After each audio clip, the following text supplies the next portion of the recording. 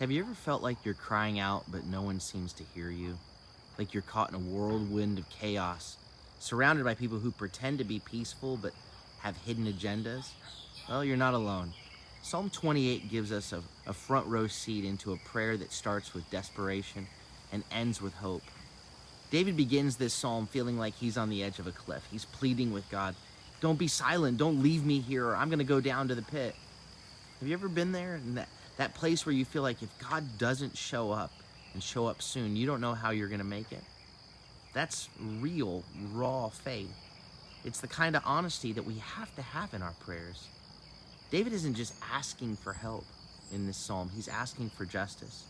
He's surrounded by people who talk one way but live another. They speak words of peace, but deep down they're full of deceit and selfishness. He's not just venting, though. He's calling on God to intervene. Lord, do justice.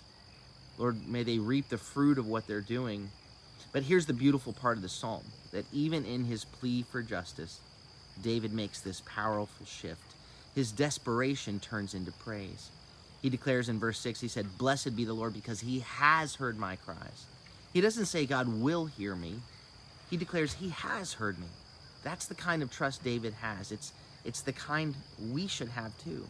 By the end of Psalm 28, David's no longer focused just on himself.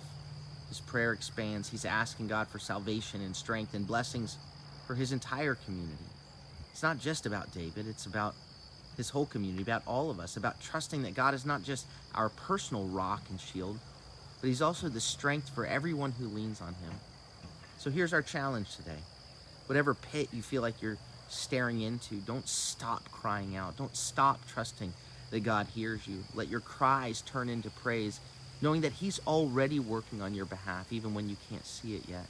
And like David, shift your focus from yourself to the people around you. Pray for their strength too, and watch how the Lord lifts you all up together. And today, say, "Lord, I'm calling out to you, and I just want to make you smile."